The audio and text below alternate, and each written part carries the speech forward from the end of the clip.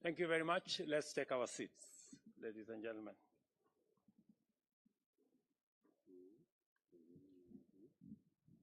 Your Excellency Kishida Fumio, Prime Minister of Japan, honorable members of your delegation, distinguished officials, members of the media, good afternoon.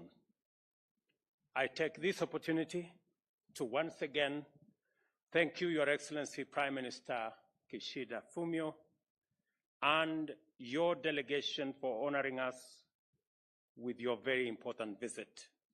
It is important to point out that you also visited Kenya in 2016. Your Excellency, I want to encourage you to feel at home here in Nairobi. Find some time to enjoy the magical delights that our city and country offer. A few minutes from here, Mr. Prime Minister, we have a natural national park. And if you find a few minutes, it would be welcome for you to visit. And we have all animals, the big five, the lions. Sometimes, Mr. Prime Minister, they escape from the national park. So if you meet a lion in the street, just be careful because it is wild. I am delighted to report that the Prime Minister and I have just concluded highly productive bilateral discussions on a broad range of very important issues. During our meeting, I affirmed to His Excellency Prime Minister that his visit coming on the occasion of the 60th anniversary of diplomatic relations between Kenya and Japan is indicative of the primacy with which Japan accords Kenya as an ally. I assured His Excellency the Prime Minister that Kenya fully reciprocates this consideration. The meeting provided us with another opportunity to evaluate our shared values and mutual commitment to uphold a rules-based international order. Additionally, during our meeting, I conveyed to His Excellency the Prime Minister my high regard for Japan's long-standing bilateral partnership with Kenya in infrastructure development, trade and investment, the blue economy, and human capital development, just to mention a few. The Prime Minister and I exchanged views on numerous international issues of mutual interest, including those that Kenya, as an African state, especially desires Japan to take up in capacity as the chair of 2023 G7. Foremost among this, I emphasized the need to refocus effective global attention on forgotten conflicts in Africa. I revisited our agreement with the recent G7 ministerial statement, which noted the urgent need to reinforce peace and security in the Horn of Africa, meet serious humanitarian needs, and build resilience in this region.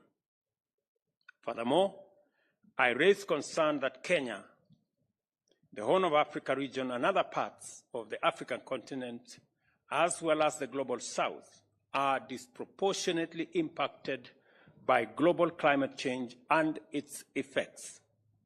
We are not only affected in actual and potential threats to our environment, but also in regard to our livelihoods and the very existence. I called on Japan and G7 to lend robust support to initiatives aimed at addressing climate change, which include the Africa Climate Summit, which will take place here in Nairobi between September 4th and September 6th this year. Kenya recognizes Japan's exemplary leadership in the climate agenda, starting all the way from Kyoto 25 years ago. Japan's commitment of 6.5 trillion yen to climate finance for developing countries for the 5 years from 2021 to 2025 is commendable. Your Excellency, we do not take for granted Japan's huge investments and support for Kenya's geothermal power development through technology, capacity building, and finance. We share with Japan the conviction that climate emergency requires substantial scaling up of financial flows to developing countries. On Africa, Kenya welcomes Japan's support for the implementation of the Africa Union's Agenda 2063, which is the continent's blueprint for sustainable development and management of strategic partnership. His Excellency and I also discussed the situation in Sudan, and we underscored the need for the international community to support Kenya, IGAD, and the Africa Union in ongoing diplomatic efforts to resolve the conflict. We further agreed to call for a cessation of hostilities immediately without preconditions, assure the safety of civilians, including diplomatic and humanitarian personnel, and allow safe passage of humanitarian assistance and the safe movement of people seeking security. In our deliberations, we agreed to align also the curricula of our two countries so that more Kenyans can access skilled and quality jobs in Japan.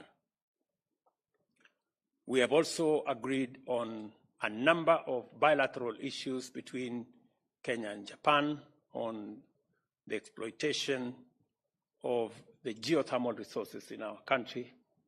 We've also agreed on a couple of other issues on the development of Dongo Kundu, a special economic zone in Mombasa, to expedite the construction and for Japan to support Japanese investors in taking space in the special economic zone.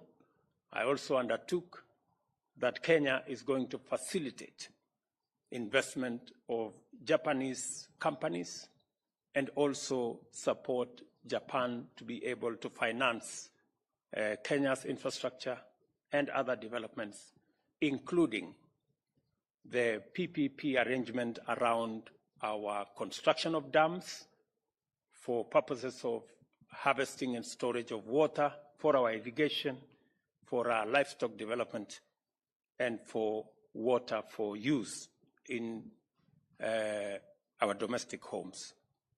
Finally, His Excellency Prime Minister Kishida and I noted the significance of the 60th anniversary of diplomatic relations between Kenya and Japan.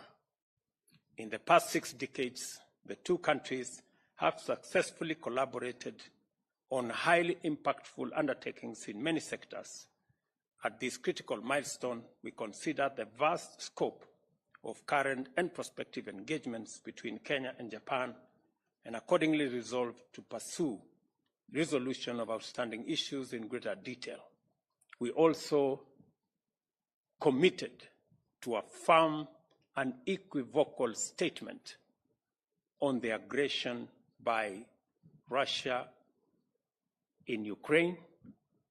And as Kenya, we believe in a rules-based international charter. The UN Charter provides a framework for respect of independence, territorial integrity of all countries.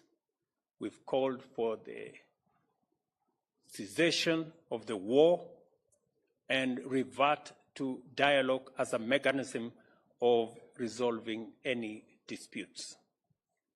Continued war is denying opportunity for the people in Europe, creating huge roadblock on trade, especially of commodities, to the African continent, creating huge crisis of food and supply of agricultural farm inputs, including fertilizer, to our continent. And we call on the international community to work in concert and to collaborate in bringing the Russia-Ukraine war to an end. I want to thank you very much for listening to me. Mr. Prime Minister, you have the floor.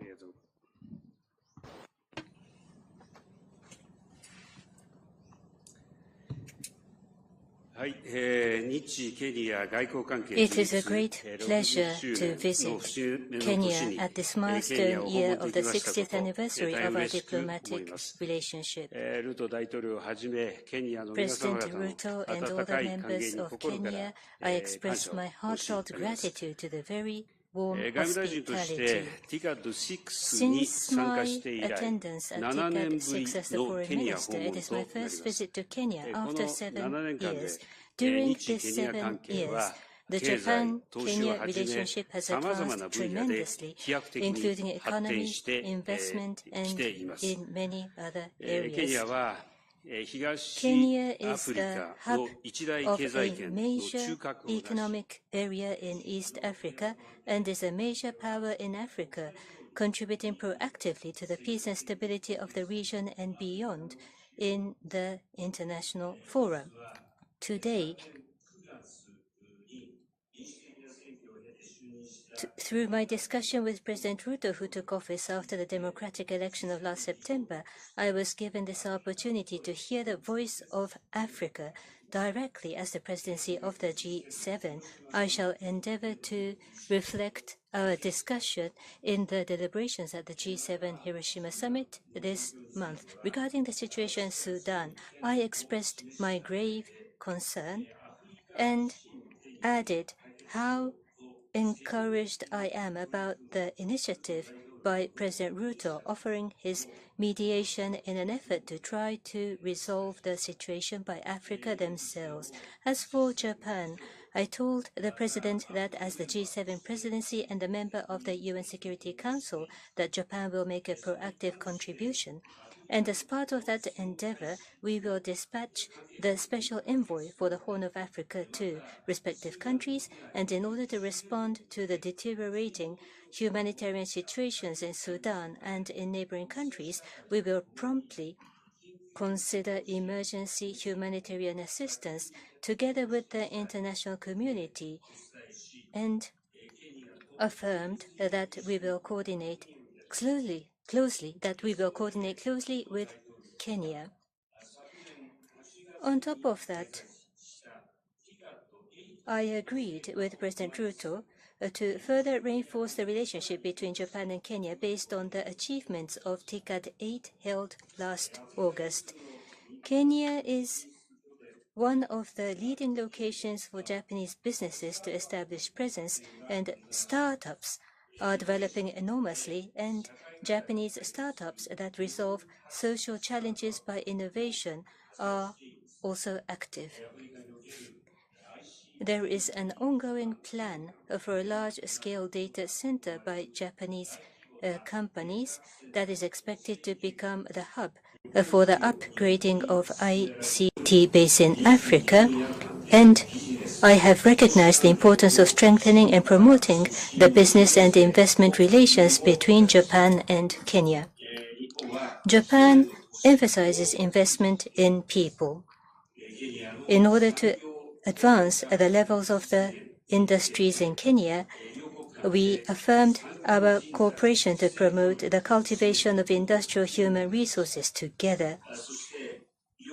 We also agreed to launch the industry dialogue to accelerate our bilateral industrial cooperation. Kenya is the very country where Prime Minister Abe back in 2016 first advocated for a free and open Indo-Pacific FOIP. Today, in order to further promote the new plan of FOIP released this March at this place of the birth of FOIP, we affirmed our continued specific cooperation, such as the infrastructure development of Mombasa Port, which is a strategic location of the northern corridor of East Africa. In addition, we confirmed to work on the areas such as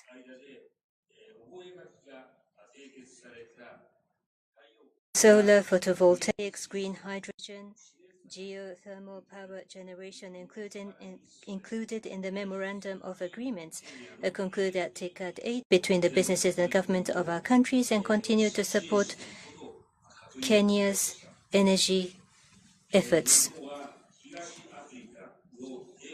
I expressed how Japan respects Kenya's initiatives to play a proactive role for the peace and stability of East Africa, and communicated that in view of FOIP, Japan will further cooperate for the peace and stability of the region. We also discussed the response to the international situations. Russia's aggression of Ukraine is an unilateral attempt to change the status quo by force and a flagrant violation of international laws and cannot be allowed. Furthermore, Russia's threat of the use of nuclear weapons is totally unacceptable, and the use of nuclear weapons indeed should never be tolerated. Under this viewpoint, I concurred with President Ruto to collaborate on the promotion of the rule of law. We affirmed the importance of transparent and fair development finance in compliance with international standards. Japan positively appreciates the efforts on public finance reforms of Kenya, including raising the transparency and sustainability of debt.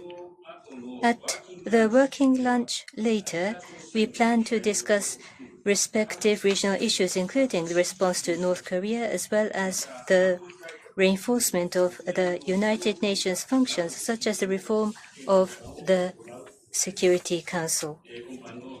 Making this meeting with President Ruto a momentum, Japan will establish and bolster multi-layered relationships with Kenya, including businesses and many other aspects. Thank you.